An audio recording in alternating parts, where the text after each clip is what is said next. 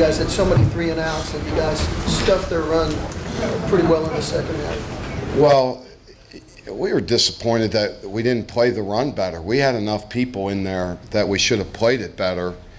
And just, our fits were off. We spilled it the wrong way. The mic didn't get over one time. It was just, it was just a lot of misfitting. It wasn't lack of people in there, and that's what we said at halftime. We can't, we got that many people in there. We got to be able to stop the run, and I just think we fit it better. Our linebackers were able to see the runs. We were kind of zeroed in on them after a while. We saw so many of them in the first half that we started to figure out what they were doing. We changed some calls, but structurally we didn't do anything dramatic we just fit it better. We played better, and we fit the run better.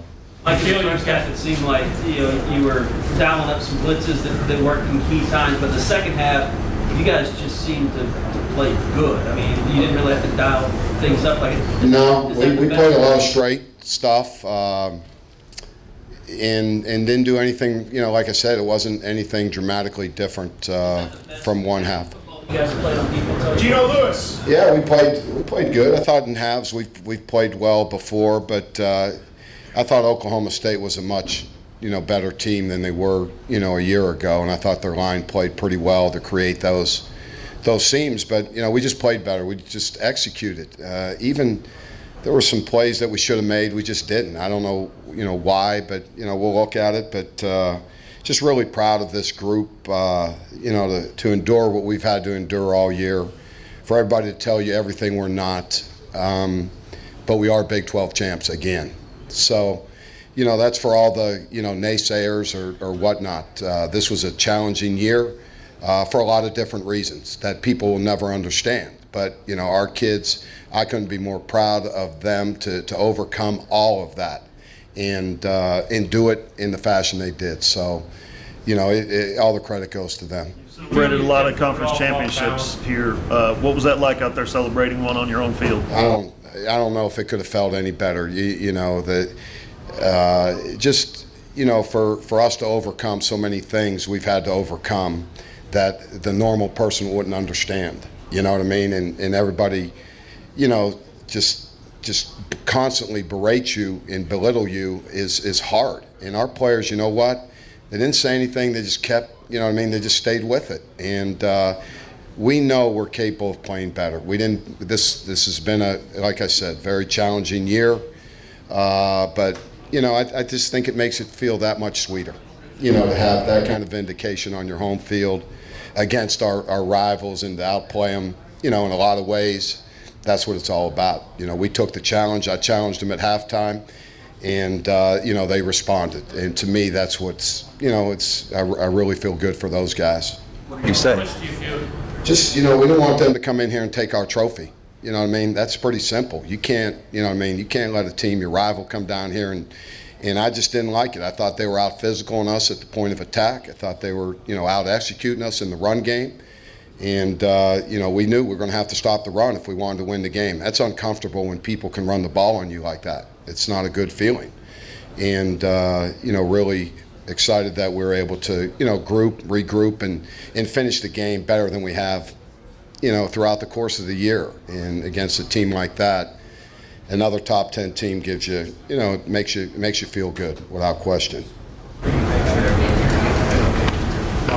What you were saying earlier, you were going on and you're basically describing the character of your players, and I think it was more sort of speaking about now, but I kind of want to go back. You guys lost 2 of 3, and you've got good teams coming up on your schedule, and you win every game. And so just what did you see then that sort of carried on now? That's a good question. The TCU game was probably the turning point for us. What did we get down 14-0? Is that right? And we flipped the game from being down 14 to up 29. We flipped the game, 38 points in 2 quarters. To me, that was so huge. I knew we we were abysmal in the fourth quarter. But you know what I mean? To be able to flip that game 29 or whatever, would we flip it? I can't even. I just start exactly to survive the fourth quarter was the really turning point of the game. And then for us defensively, we just lacked confidence throughout the. We just couldn't get on a consistent game against good offensive teams. I mean, we played good in some games that you should play good against good offensive teams.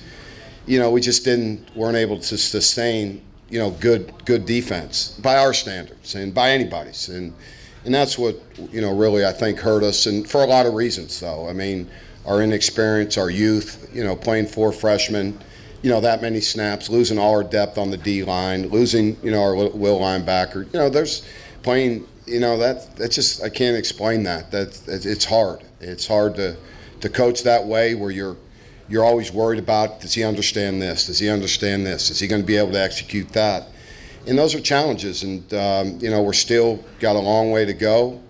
But I think we're moving back in a positive direction. I think our players will gain a lot of confidence through this challenging experience, and that's what we hung together and just fought our way through it.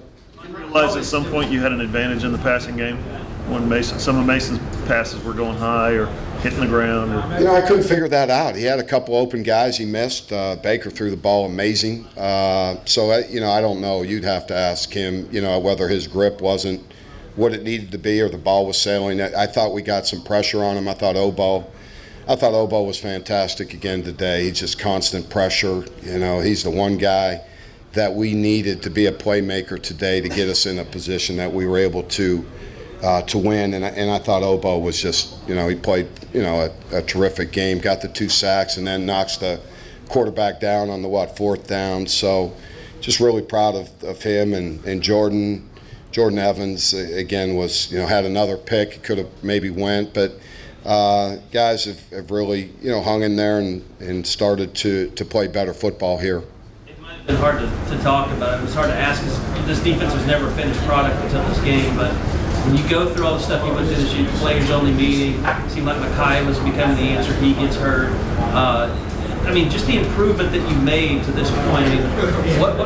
Which one of your players do you really appreciate the most and kind of help lead this team through that? I know Jordan Evans, was really big after the Tech game. Jordan just, to take accountability to me. That's what it's about, and have pride about, how you play and what Oklahoma football is all about. And for us, to play as poorly at times was unacceptable by, I think, all measures.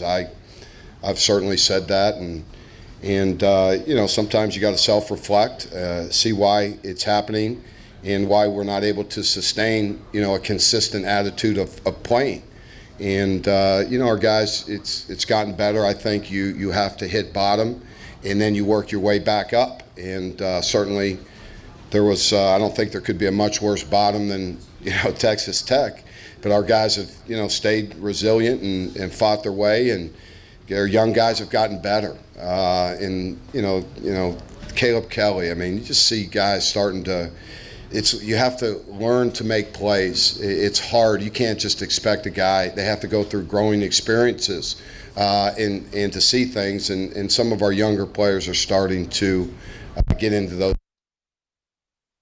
You guys mentioned that you've been watching boxing highlights before all the games, and that really fired him up. That was a thing that started this year. Why is that? How has that been so effective with this team? Well, I think what Bob's message, through all that was it's a personal battle one-on-one. It's a fight. We feel like we have 15 series a game. You better fight each one. If you win more than you lose, you're going to usually win the fight. And that's what, that's kind of the message was behind all that. And to see, that you are in there by yourself, and, that you have to try to dominate your opponent the best way you can.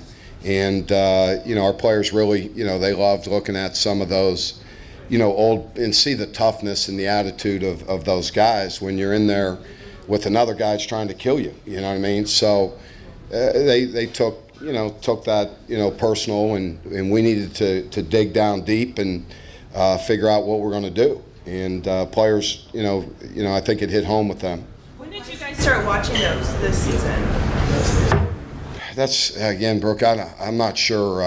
I can't remember. Let me see where I first, might have been TCU. Could have been. I think it might have been. That's what I think it started. Show. We showed him, Ray. It all started with our guy from Youngstown, Ohio, Ray Boom Boom Mancini. We weren't going to start that thing without Ray.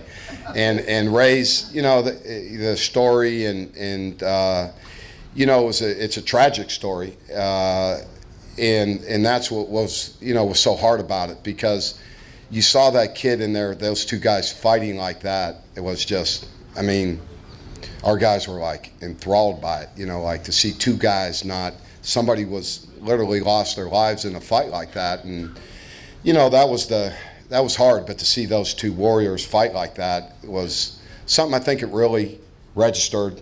You'd have to ask them with them. But then it went to Sugar Ray and Muhammad and, all the great ones, Tommy Hearns. We ran out after a while, but, the classic fighters, that was, the guys really enjoyed them. Just to see their heart, their will, that you have to get in the ring. Not the Youngstown Stoops Rush. What's that? Not the Youngstown Stoops Rush fights. I don't know if we have any of me and Bob with our gloves on or not. All right. Thank you.